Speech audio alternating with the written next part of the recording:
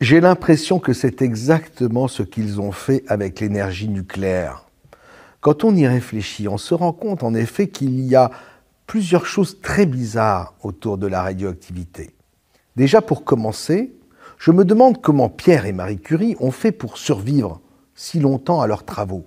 C'est vrai, ils ont travaillé en aveugle durant des années, avec des tonnes de minerais d'uranium. Ils ont fait énormément d'expériences, manipulé toutes sortes de matières radioactives sans protection aucune, sans avoir la plus petite idée des dangers qui les menaçaient, et les limites à ne pas dépasser. Et en dehors de quelques petites malheureuses brûlures, ils n'ont jamais eu aucun problème. Pourtant, Pierre et Marie Curie ont découvert le polonium, qui est 400 fois plus radioactif que l'uranium, puis le radium, 900 fois plus radioactif. On aurait pu s'attendre à ce qu'un jour, à force d'expérimenter tout azimut, Pierre Curie boive une fiole de radium pour tester et avale la rasade de trop, ou qu'il inhale malencontreusement du polonium qui est très toxique. Eh bien non, il est mort au bout de 11 ans d'expérience alors qu'il traversait la rue en courant comme un jeune homme. Fauché en pleine forme, il est mort en bonne santé. Quant à Marie, qui a passé 30 ans avec ses produits radioactifs, on nous a dit qu'elle avait fini par mourir sans doute à cause de sa trop longue exposition aux radiations. Je veux bien le croire, mais ce n'est même pas sûr car enfin, elle a quand même vécu jusqu'à l'âge de 66 ans. Quand on considère que dans les années 30, l'espérance de vie d'une femme en France ne dépassait pas les 55 ans, ça tient du miracle. Vous voyez, c'est toutes ces choses-là qui me font bizarre, moi. En réalité, il est très difficile de dire si la radioactivité est vraiment aussi dangereuse qu'on nous le dit. On nous a fait tellement peur que personne n'a envie d'aller vérifier, et donc on est bien obligé de les croire sur parole. Pourtant, à y regarder de plus près, les États n'ont jamais pu établir de chiffres précis quant à sa dangerosité. Ça dépend de tellement de paramètres qu'au bout du compte, plus personne ne peut plus rien y comprendre. Les chiffres du taux d'exposition létale rapportés au temps d'exposition varient énormément et sont même parfois contradictoires. Il n'existe aucun consensus, ni aucune certitude là-dessus.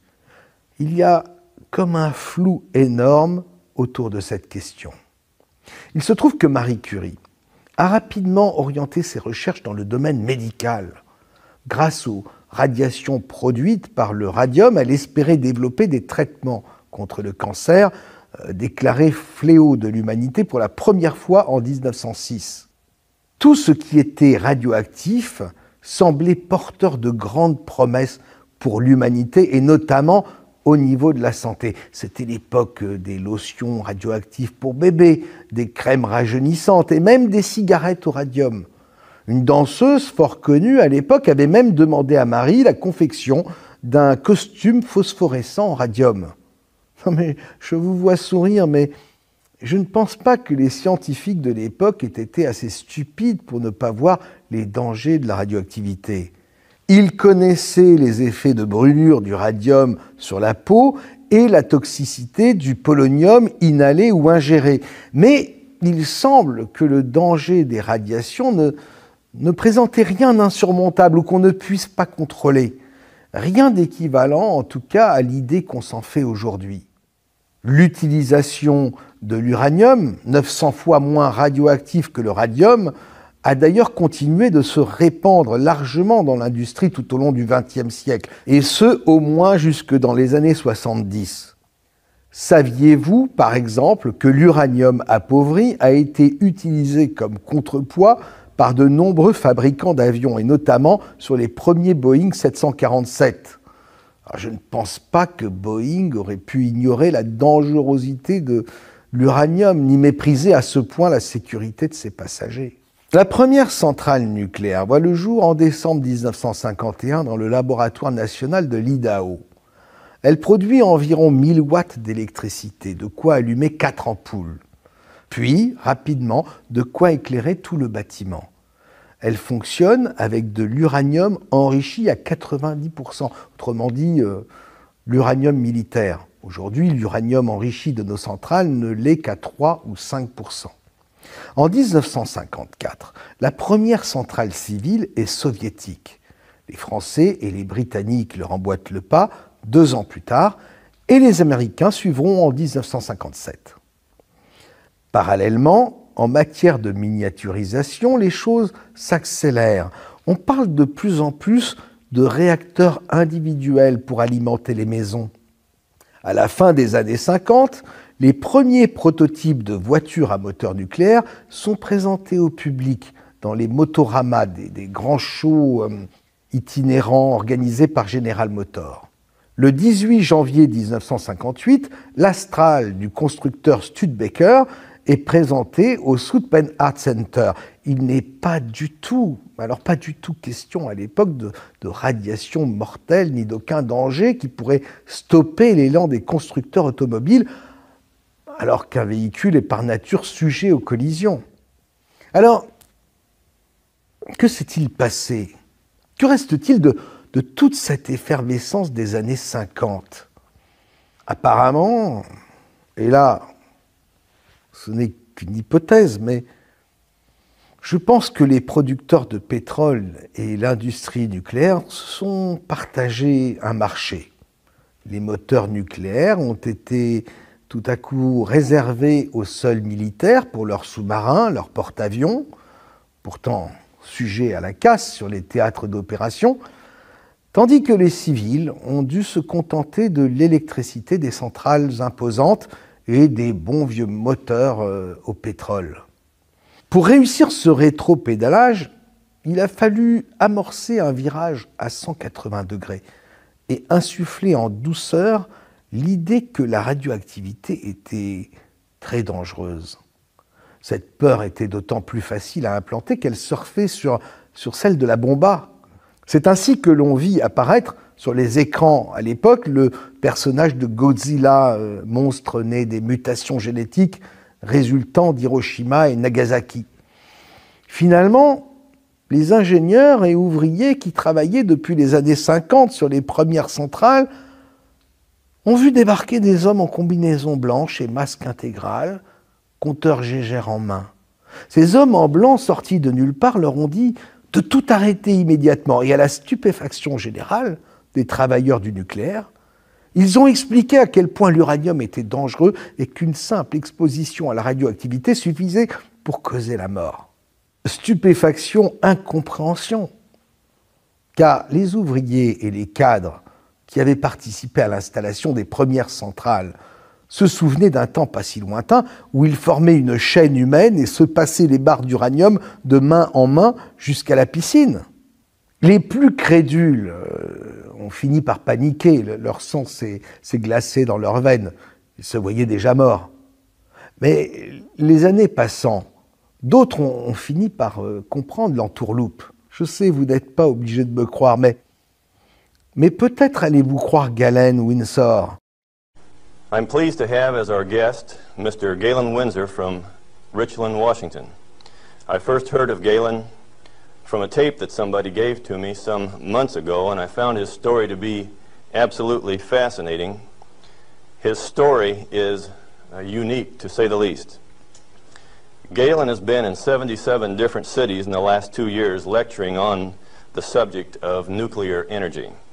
The majority of his life, the last 35 years, he spent processing plutonium from nuclear reactor sites. He has worked in the Manhattan Project facilities in Hanford, Washington, Oak Ridge National Laboratories and Nuclear Plant in Oak Ridge, Tennessee, General Electric's Midwest Fuel Recovery Plant in Morris, Illinois, General Electric's Fuel Fabrication Facility in San Jose, California, and Wilmington, North Carolina. And he's worked in every major reactor decommissioning project around this nation up to this present time. But in September 1950, I got into this thing called plutonium processing when we did it barehanded, without instruments, without coveralls. We had some of the most peculiar acid burns in some of the shirts. And I found one of those the other day. It's got acid burns all up the front of it. plutonium on it too. Amazing. That was normal operation in those days. Out in the reactor began to sneak in people who wanted a radiation monitor behind every reactor operator. Why? We know how to make these things run. When we got a metal fuel element stuck and it fell down on the trampoline back of the reactor, we'd go in with our feet and kick it off into the pool, smoking, burning. If you didn't have an instrument, you didn't know it was too hot, so you just went in and kicked it. Finally, along came a rule maker that says, thou shalt not do that. You'll get burned. Oh, I didn't get burned when I did it last week. But you exceeded the limit. Well, where did this limit come from? Oh, fine. We've been doing this thing for years now, and we've never been burned. Why have we got these rules? Don't you ask questions. If you do, you might disappear. Those who broke the rules didn't appear the next day. Military rule? Oh yes, absolute. What was your appeal? And people you were working with one day, when they weren't there the next day, you didn't go inquire why. Well, 2 years ago I started traveling for American Opinion Speakers Bureau, and one of the documents that they had was Major Jordan's diary. A story of shipping the technology and the material that was developed at Hanford in 1944 directly to Russia on U.S. Air Force planes out through Great Falls, Montana, Fairbanks, Alaska, under the auspices of one Harry Hopkins, and with the at least tacit approval of Franklin Delano Roosevelt. Now what are you going to do? That thing that we had been doing and feeling so good about had been shared at no expense with Russia. Now in this plant is a beautiful pool. It's got a place to store spent fuel bundles till it won't stop. 660,000 gallons of water, demineralized, just as clear and pretty as it can be. Heated to 100 degrees Fahrenheit when the outside temperatures are minus 20, wind chill factors down to a minus 60, and I found out that I could swim in that rascal. You turn off the lights at night and it had a light blue Cherenkov effect. And this kid from Nevada that never could pass up a warm swimming hole used to go swimming in that pool. There wasn't anybody that had the nerve to swim with me, but since I was manager of safety and analytical service at this plant, it was mine to use. I had the bottle of it last time I went swimming. Why, I filled this 2-liter bottle with water and washed it off on the outside in the shower when I washed me off on the outside so that we didn't tattletale. You know, radioactive material is just a trace or a tattletale. So you got to get it off so they won't know that you've been swimming in the pool and drinking the water. So I took this bottle in and set it on my desk. And who would suspect that the manager of safety and analytical service had a bottle of spent fuel pool water sitting on his desk, and he drank a glass of it every day. Alpha comes from uranium. Okay, radioactive material. You pour it out in the hand, and that's radioactive contamination. Is it radioactive? Yeah, it is. Very radioactive. Now, decontamination is nothing but scooping it back up and putting it into the bottle. I just now decontaminated my hand. No, I didn't do such a good job. Not good at all. Is it still radioactive? Yeah, that's called residual radioactivity.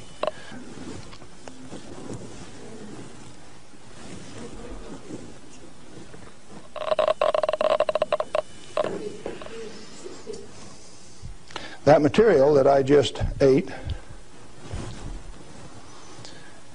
is not soluble in body fluids. Your stomach has 10th normal hydrochloric acid in it, so it won't even dissolve. The stuff is so fine that it has no texture to it. Doesn't even feel rough.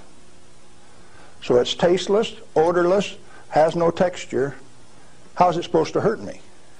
En absorbant l'uranium comme il le faisait en public, Galen voulait démontrer en réalité que la peur des radiations avait été exagérée pour effrayer les gens, de sorte que quelques personnes puissantes ont pu garder le contrôle total de la ressource énergétique qu'il qualifiait, lui, Galen, la plus précieuse au monde. Je pense exactement comme lui. L'uranium est en fait de l'énergie libre sous la forme de minerais, pratiquement inépuisable. Une seule barre pourrait alimenter en électricité une famille entière sur toute une vie. Et vous connaissez la meilleure? Une livre d'uranium coûte à peine 35 $. Pour les gardiens du troupeau qui avaient la main mise sur le monde, pas question de laisser cette énergie à la disposition des peuples. Pas question de leur permettre d'utiliser des voitures avec cette énergie. Il y avait trop à perdre. Qui sait s'ils n'en profiteraient pas pour se libérer? Bref, dans les années 60, le mensonge prend place. Les centrales se multiplient. On parle de plus en plus des dangers de la radioactivité dans les médias. La pression est de plus en plus forte au cours des 2 décennies. Mais ça reste un concept aux yeux du grand public. Il va falloir transformer la théorie en terreur bien concrète. Le 17 mars 1979, un film grand public sort dans les salles aux États-Unis, Le syndrome chinois. C'est un thriller. L'histoire raconte que des journalistes présents dans une centrale lors d'un reportage assistent à ce qui aurait pu être la plus terrifiante des catastrophes nucléaires. Toute l'intrigue repose sur la divulgation de l'incident que les responsables tentent d'étouffer. Finalement, le héros parvient à révéler la vérité et il annonce, sur un ton grave, la menace qui pèse sur l'humanité. Et ça, c'est une découverte pour le grand public. Et cette menace, la voici.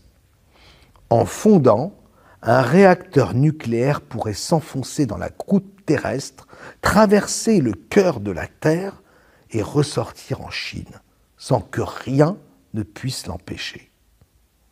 La fin de toute vie sur Terre. Alors, vous imaginez, je sais bien, c'est un peu farfelu, mais comme on dit, plus c'est gros, plus ça passe. Le succès du film est immédiat. Or, comme par hasard, 12 jours seulement après sa sortie, survient la catastrophe de 3 Mile Island. C'est la panique, vous imaginez, dans le monde entier. Le syndrome chinois est dans tous les esprits. Il n'en fallait pas plus pour faire naître la psychose d'une apocalypse nucléaire. L'incident a été largement diffusé au niveau international et il a eu des effets profonds sur l'opinion publique. Le 29 mars 1979, le monde a pris conscience que les accidents nucléaires constituaient un risque réel pouvant survenir à tout moment. L'uranium devint, pour les adultes, l'équivalent de l'ogre du Petit Poucet, la source de toutes les angoisses. Et Marie Curie a dû se retourner dans sa tombe.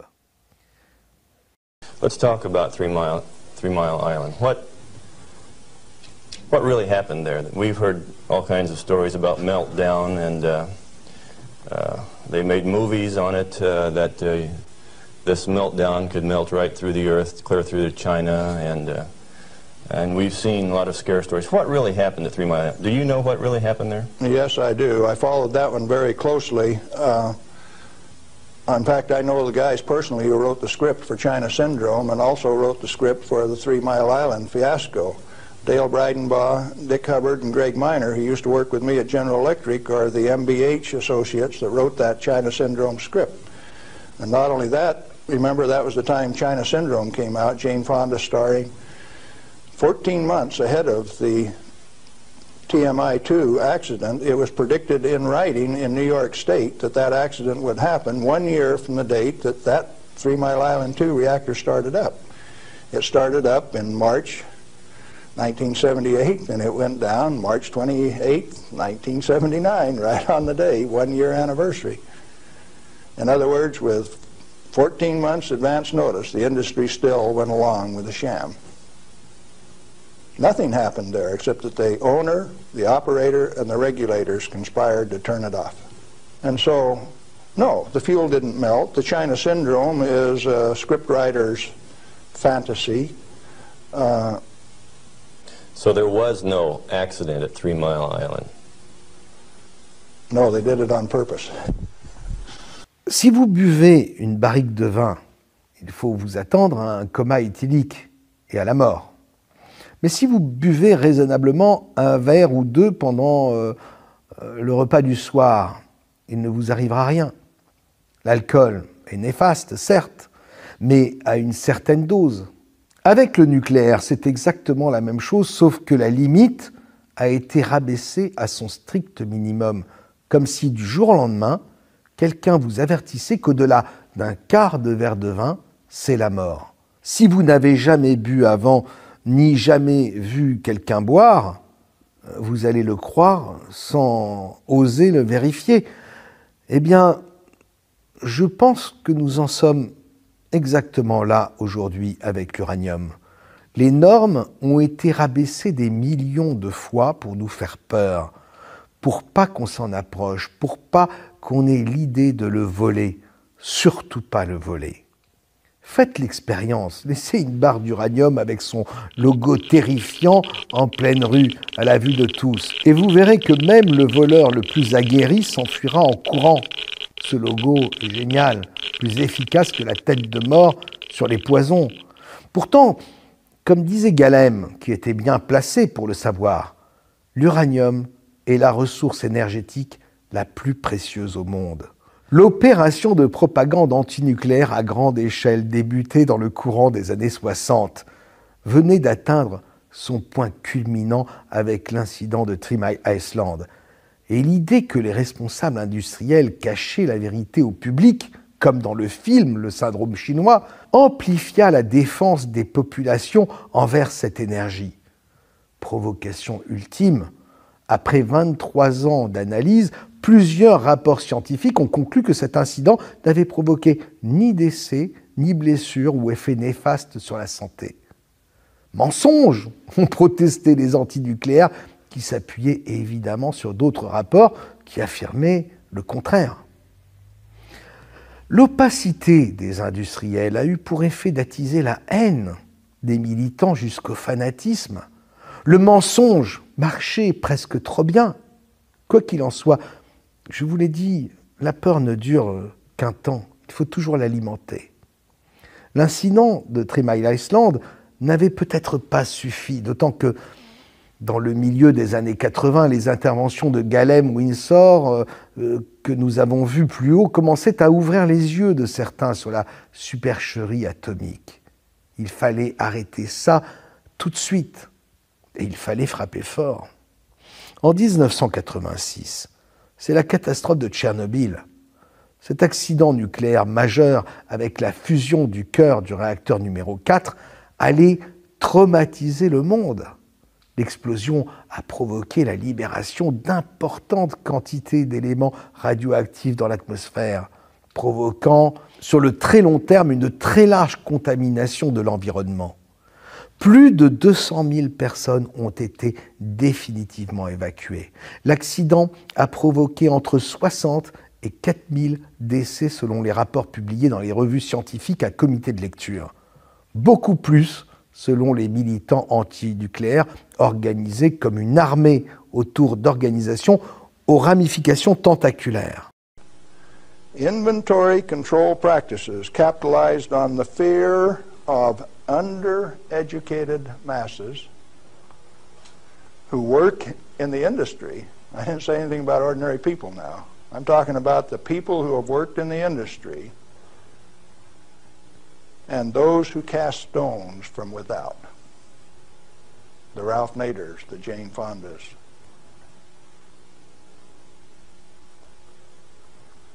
Now, it doesn't take you much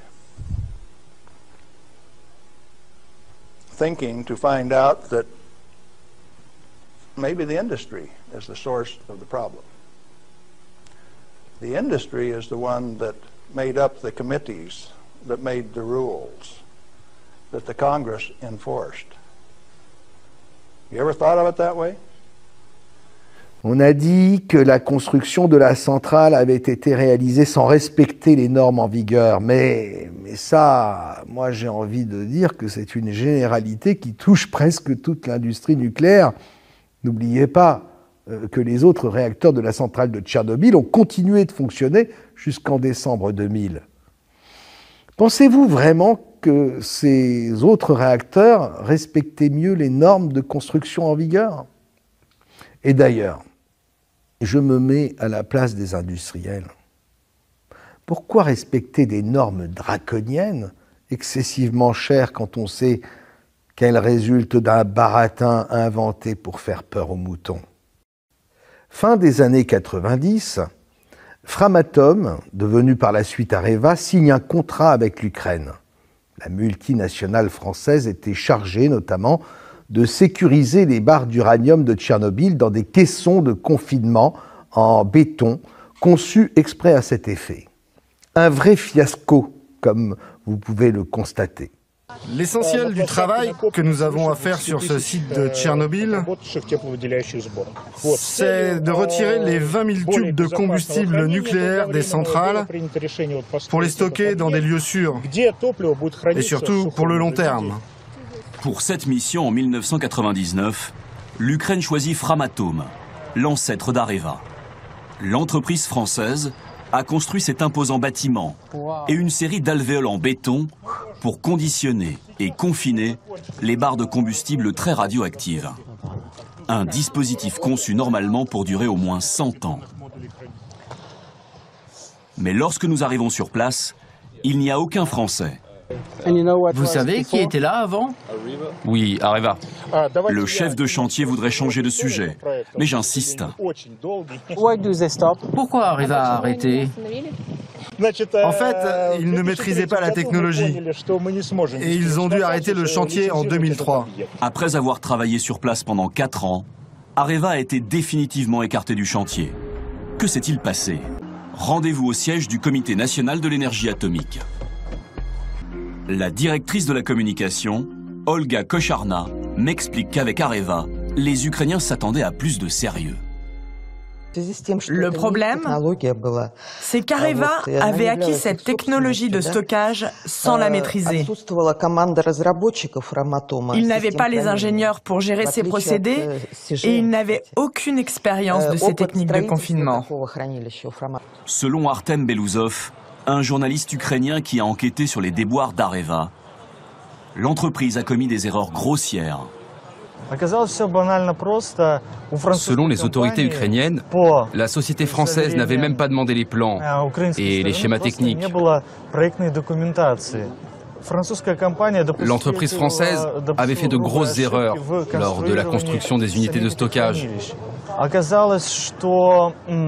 Et on dit même que le diamètre des unités de stockage ne correspondait pas avec les containers à combustible. Évidemment, tout cela peut paraître bizarre. Maintenant, si on dédramatise le danger de l'uranium, si on considère que tout ça n'est qu'une mascarade, une blague, on comprend la désinvolture des dirigeants français face à ce faux problème. Il y a cette fausse affaire qui a beaucoup marqué les esprits en France, le fameux, vous savez, le fameux nuage radioactif qui s'est arrêté à notre frontière. De particules radioactives. On le sait, il s'est déplacé tout d'abord vers la Scandinavie, puis est en train de descendre vers le sud. Alors, comment peut-on prévoir son déplacement? Les explications de Brigitte Simonetta. Il faut bien faire la différence entre le possible et le réel. D'abord, les certitudes. Lors de l'accident, un anticyclone se trouvait sur l'Union soviétique. Autour des hautes pressions, on sait que les vents s'enroulent dans le sens des aiguilles d'une montre. Les particules radioactives sont alors dans un premier temps remontées sur la Pologne, puis elles ont continué leur chemin et atteint en 48 heures les pays scandinaves.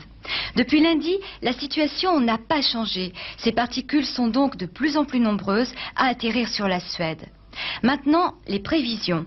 Une dépression a pris place sur la Sardaigne. Là, les vents tournent dans le sens inverse des aiguilles d'une montre. Si l'émission radioactive persistait, tout laisse à penser que cette poussière, aspirée depuis l'Ukraine, serait renvoyée vers l'Italie, la Yougoslavie et l'Autriche. En France, l'anticyclone des Açores s'est développé. La météo affirme qu'il restera jusqu'à vendredi prochain suffisamment puissant pour offrir une véritable barrière de protection. Il bloque en effet toutes les perturbations venant de l'Est. Énorme mensonge, là encore, un immense scandale. Mais une fois de plus, si on regarde la radioactivité différemment, les autorités françaises, très impliquées dans le nucléaire et donc très au courant du secret, pouvaient-elles faire autrement? Le gouvernement ne pouvait pas dire aux Français que le nuage radioactif ne représentait aucun risque, puisque justement toute la politique énergétique française privilégiait ces centrales immenses au détriment des centrales individuelles. Un choix qui se justifiait au regard des dangers du nucléaire. Il ne pouvait pas non plus reconnaître la contamination du sol français, puisque la France étant un pays essentiellement agricole, cela aurait mis en péril toute l'économie du secteur. La seule solution acceptable finalement, c'était de mentir. Le nuage n'est pas passé chez nous, circuler, il n'y a rien à voir. Alors vous allez me dire, oui mais qu'est-ce que tu fais, Roch, de la recrudescence des cancers de la thyroïde observés à travers le pays? Vous allez voir, j'ai réponse à tout. Figurez-vous qu'à cette recrudescence observée correspond une autre courbe, celle des progrès effectués au même moment dans le dépistage de cette maladie. Tchernobyl, en fait, c'est le grand méchant loup dont on menace les enfants quand ils ne sont pas sages. On peut tout lui mettre sur le dos. Et régulièrement, le souvenir de ce cauchemar se rappelle à nous. Jusqu'en 2016, nous avons vécu, souvenez-vous, sous la menace de l'effondrement du dôme de fortune coulé par les liquidateurs. Il était, on s'en souvient, comme rongé de l'intérieur par la radioactivité qui s'échappait de plus en plus dans l'atmosphère. Mais en réalité, si on y réfléchit bien, l'usure du premier dôme est tout à fait naturelle au bout de 30 ans. La radioactivité n'a rien à voir là-dedans. Idem pour la ville de Pripyat, qui était avant l'accident la ville modèle du système communiste au temps des soviétiques.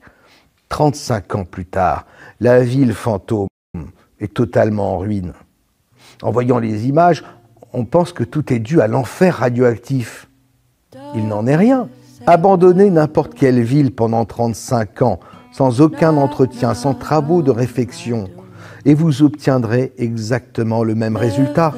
Pripyat est aujourd'hui la Pompéi de l'Union soviétique et à coup sûr, elle deviendra un jour un haut lieu du tourisme post-apocalyptique.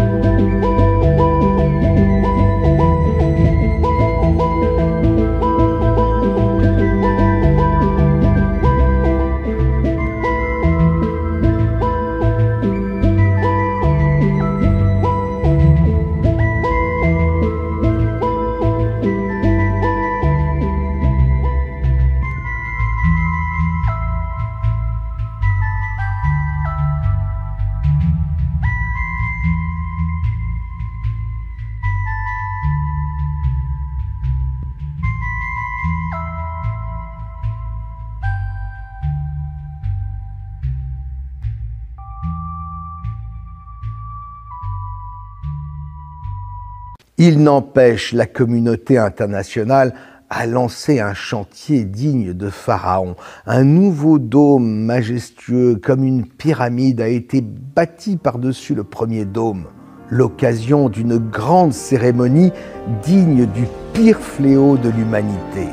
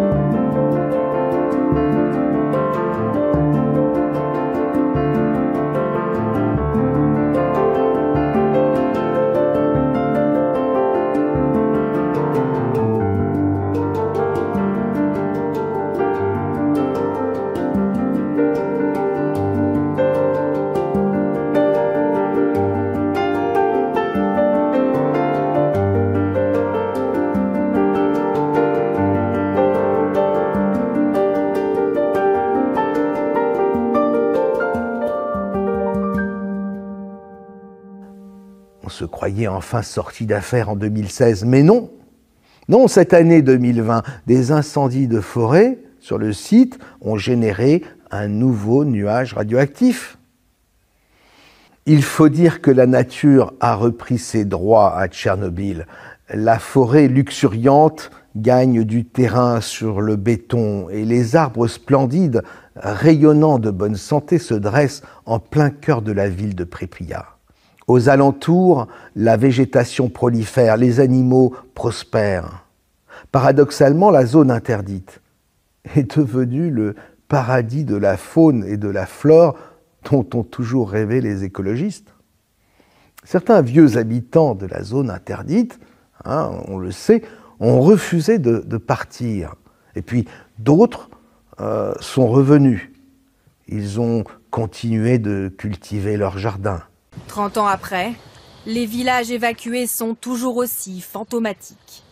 La nature a repris ses droits partout. Mais bravant les interdictions et le danger, certains habitants ont décidé de s'y réinstaller.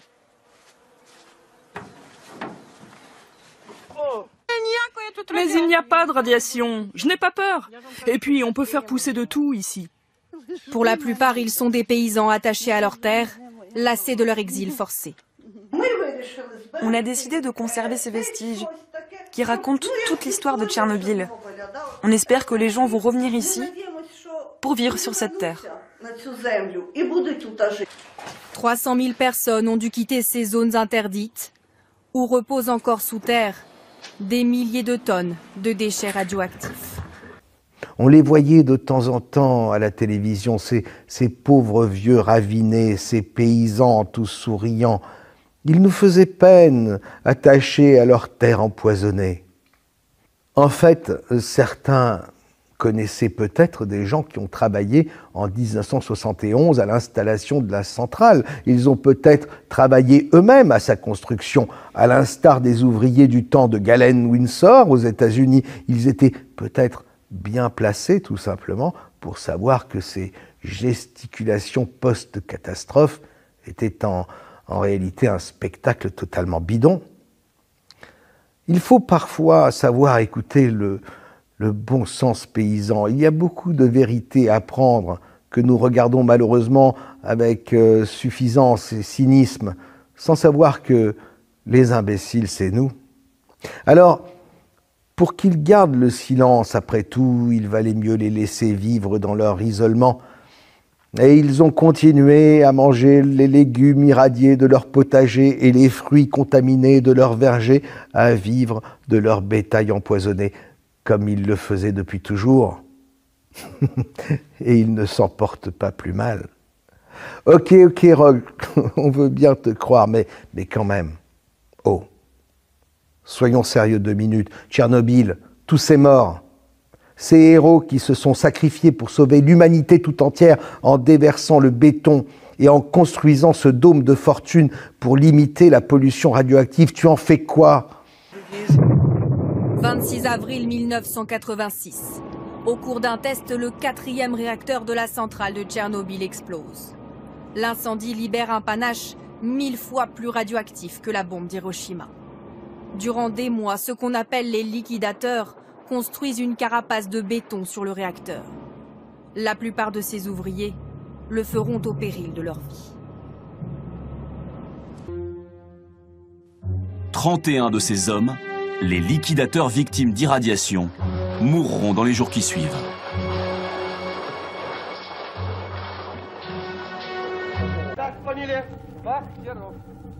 Так, подойдите сюда. Значит, сейчас поднимайтесь вот по этой лестнице. Поднимайтесь по ней. Вдоль этого здания, бегом по крыше. До угла здания. Один набрасывает, двое носит. Когда прибежали сюда на участок, начинаете считать до 90. 1, 2, 3, 4, до 90. Как только 90, бросаете инструмент и бегом назад. Вопросы? Так.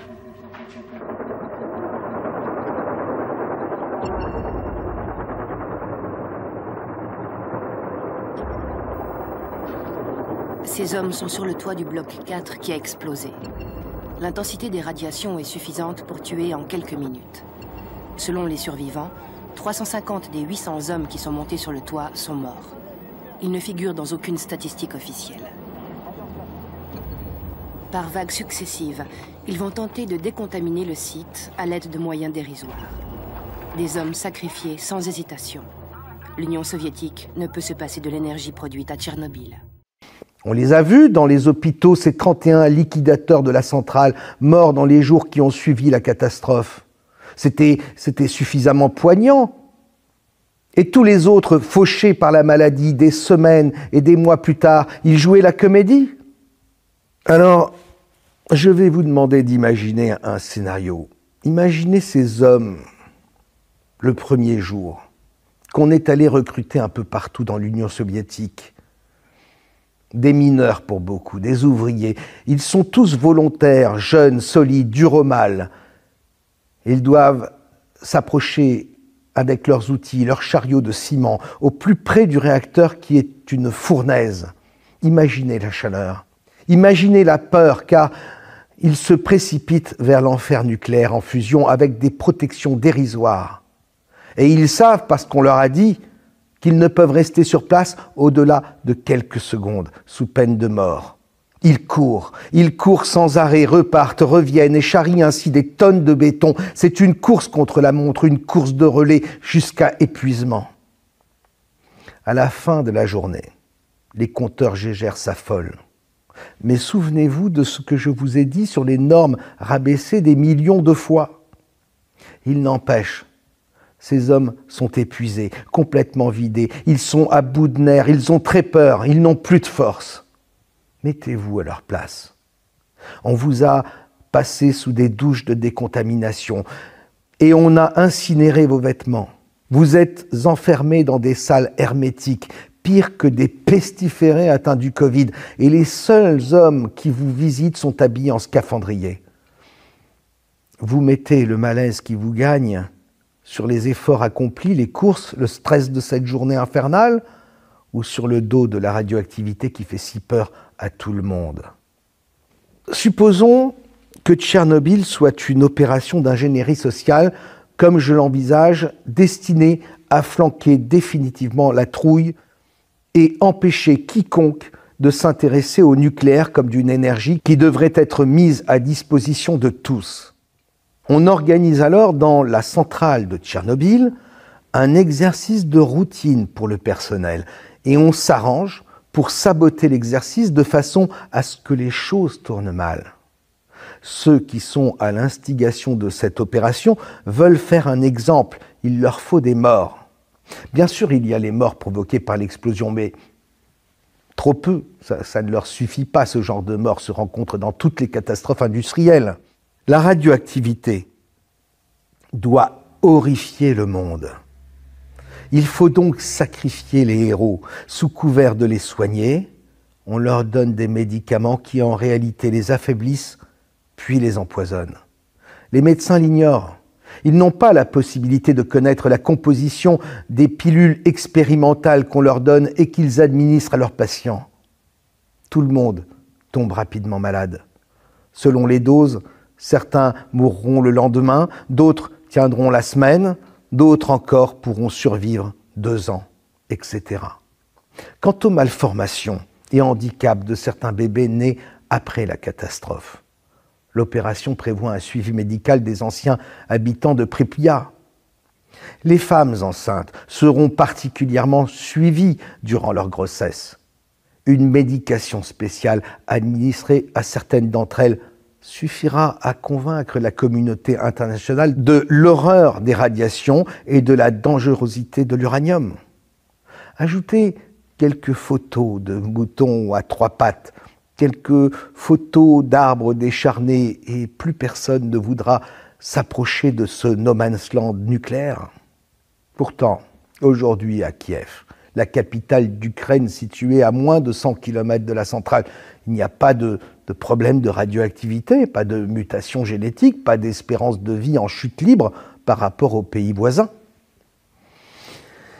Mais il n'en reste pas moins que la population née avant l'accident vit comme si elle avait déjà traversé la fin du monde. Le traumatisme du peuple ukrainien ne s'effacera jamais. Tout va dans le sens de ce que je vous dis. Souvenez-vous des rejets radioactifs de la Kojima à La Hague. On retrouvait dans la Manche jusqu'à 3500 fois les taux naturels de radioactivité. À La Hague, l'association antinucléaire accuse la Kojima de rejet radioactif. La crise dure pendant des mois. La dernière fois où cette conduite est encore sortie de l'eau, il y avait jusqu'à 3500 fois la radioactivité naturelle sur cette plage. Face à Greenpeace, le patron de l'entreprise publique ne lâche rien. Et les 360 kilos d'uranium accidentellement rejetés par la Socatrie en 2006. Les 30 mètres cubes d'effluents uranifères déversés sur le sol et les fuites radioactives dans les centrales qu'on découvre toujours avec retard quand on les découvre et qu'on ne compte plus tellement c'est devenu banal. Vous voulez d'autres exemples ? Ce n'est pas ça qui manque. Les torches et les médailles des JO de Tokyo fabriquées avec l'aluminium irradié de Fukushima. La grande distribution avec les fruits qui sont systématiquement irradiés avant d'être mis sur le marché. Et les milliers d'essais d'armes atomiques sur Terre comme dans la haute atmosphère. Où est passée la pollution ? Depuis le temps, les gens devraient tomber comme des mouches dans les rues. Ah, c'est une pollution radioactive éphémère. Et toutes ces centrales nucléaires implantées dans des pays à fort danger sismique, le Japon, la Turquie par exemple. Même en France, les centrales sont majoritairement installées dans les régions les plus exposées. Le projet d'ITER de la fusion nucléaire de Cadarache, près d'Aix-en-Provence, a été construit à quelques centaines de mètres d'une faille sismique de première importance. Ils font exprès ou quoi? Non, c'est juste que la peur de l'uranium est une arnaque, un canular. Et ce n'est pas les dirigeants de la Socatrie qui me contrediront, eux qui n'ont même pas pris la peine de mettre en service le dispositif de détection sismique et anti-incendie de la centrale de Tricastin. Pendant ce temps, les vieilles centrales, tellement vétustes, continuent de tourner au mépris des dangers mortels qui pèsent soi-disant sur les populations. Que penser aussi de ces images terrifiantes de ces missiles atomiques à l'abandon après l'effondrement de l'URSS, en train de rouiller dans leurs silos? Que penser de cette flotte de sous-marins nucléaires aux plaies béantes par lesquelles suintaient les combustibles radioactifs qui se déversaient dans le port de Mourmansk? Aujourd'hui, comme par miracle, plus rien. La communauté internationale se réjouit. Il a fallu 40 ans d'efforts pour nettoyer Mourmansk. Je me demande vraiment comment un tel nettoyage est possible. Lorsque le mal est fait avec la radioactivité, on nous a toujours dit que la pollution radioactive perdurait sur des milliers d'années. De deux choses l'une. Soit on nous ment sur le nettoyage, soit on nous a menti à propos de la pollution censée s'étendre sur des milliers d'années. En tout cas, les deux affirmations ne peuvent pas coexister dans la même réalité. On se souvient, enfin, des tonnes de déchets radioactifs jetés dans l'océan Atlantique, la mer du Nord, la mer Baltique. L'océan était devenu une vraie poubelle radioactive. Je me souviens encore de ces documentaires des années 60. On voyait dans ces documentaires des bateaux jetant par-dessus bord des dizaines de milliers de bidons remplis de déchets nucléaires. C'était l'horreur. De quoi faire des cauchemars pendant des nuits entières. L'annonce d'une apocalypse inévitable qui allait tous nous rattraper. Mais là encore, rien. On continue de pêcher dans la mer Baltique, de se baigner, et le temps passe et tout semble oublié. Personne ne kiffe à l'idée de faire du camping à l'ombre d'une centrale, c'est sûr. Cependant, à la lumière de tout ce qui vient d'être dit, on comprend mieux pourquoi nos centrales sont si peu protégées, vu l'extrême dangerosité prétendue de l'uranium. Une armada de militaires, de policiers et de gendarmes devrait être présente pour sécuriser la place. Au lieu de ça, les drones se baladent, les militants écologiques peuvent y passer le week-end pour y pratiquer l'escalade sans jamais être stoppés.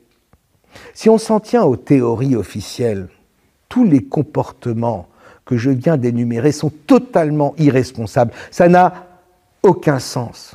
Même pour un politique, même pour un industriel, il y a quand même des limites à l'incompétence, à l'incurie et à la cupidité.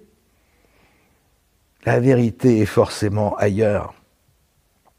De toute évidence, le danger de l'uranium est un leurre, un repoussoir pour maintenir les peuples en esclavage. Et leur mensonge a tellement bien pris qu'au moment du fameux nuage de Tchernobyl, les autorités françaises, à l'image d'un professeur Pierre Pellerin, pris à leur propre piège, ne savaient plus comment rassurer les Français. À 10 becquerels par mètre cube d'air, et maintenant c'est redescendu à moins de 2,5 becquerels par mètre cube ce matin. Il s'agit d'une radioactivité qui est notable, qui est mesurable, mais qui ne présente aucun inconvénient sur le plan de la santé publique. Seulement, on a fait tellement de catastrophisme sur le plan du nucléaire qu'on risque de déclencher des paniques. Pourquoi EDF n'a jamais tenu compte dans ses factures d'électricité du coût exorbitant que représenterait à l'avenir le démantèlement de ces centrales? C'est un peu ballot, non? Sauf à penser que les dirigeants savaient déjà à l'époque que ce démantèlement ne coûterait rien et qu'il serait toujours temps de s'en occuper plus tard, à un moment où l'attention des moutons serait occupée par une autre peur. L'accumulation des mensonges en contradiction avec les faits conduit toujours à des incohérences, et les incohérences à des impasses. Une petite parenthèse, puisque je parle ici de moutons.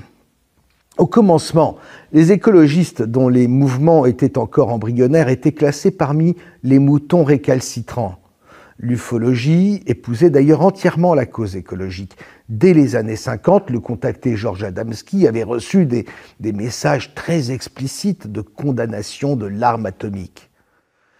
Si, en se politisant, les écologistes ont fini par se ranger du côté des moutons dociles, côté moutons récalcitrants, la propagande antinucléaire n'en a pas moins perduré à travers le mouvement New Age. Et pas seulement. Les observations d'OVNI régulières au-dessus des centrales et bases militaires nucléaires, notamment en France, au-dessus du plateau d'Albion, ont contribué à répandre l'idée que le nucléaire inquiétait même les extraterrestres. Une façon de donner un bel os à ronger aux moutons récalcitrants pour qu'indirectement, ils ne puissent pas douter de la réalité de la menace atomique. Moutons dociles, moutons récalcitrants, dans le canevas des mensonges enchevêtrés, une fois de plus, tous les moutons sont tombés dans le piège. Alors, oui, cette lutte organisée par les mouvements antinucléaires a été très rude, très violente. Il y a eu des morts, des disparitions mystérieuses et des assassinats. J'en suis bien conscient. Je sais que ce que je dis peut choquer une fois de plus certains de mes amis les plus proches qui ont mené ce combat à l'époque et qui ont pris des risques pour leur vie. Certains ont souffert dans leur chair et dans leur âme la perte de leurs amis dans ce combat. Je n'ai jamais osé leur dire de vive voix ce que je vous explique aujourd'hui. Comment leur dire qu'ils ont été les dupes et les instruments d'ancrage d'un absolu mensonge qui a servi à maintenir les peuples en esclavage. Qu'ils réfléchissent à ce passé douloureux vécu parfois dans la clandestinité et qu'ils se posent la question: comment ancrer un mensonge aussi important dans nos consciences sans aller jusqu'au bout de ce mensonge et même au-delà de tout ce qui peut être admis? Souvenez-vous des résistants sacrifiés en 1944 pour leurrer les Allemands et leur faire croire au mensonge du débarquement dans le Nord. Eh bien, nous en étions là à l'époque avec le nucléaire. L'opinion publique pense avec raison que l'industrie ment sur le danger de l'uranium en minimisant celui-ci. Elle a menti en effet. Elle a menti maladroitement pour que vous pensiez exactement le contraire de ce qu'elle dit. Elle vous ment en effet, mais elle ne le fait pas pour les raisons que vous croyez. Son intérêt consiste à vous faire croire que le nucléaire est dangereux. Et pour y parvenir, cette industrie vous donne l'impression qu'elle ment quand elle dit le contraire. Je n'ai pas de conflit d'intérêt avec cette industrie. Vérifiez par vous-même tout ce que je vous ai dit. Usez de votre discernement, mais surtout, n'ayez plus peur. Sortez de toutes vos peurs. Ne vous accrochez pas à elles, parce que c'est par là qu'ils nous tiennent.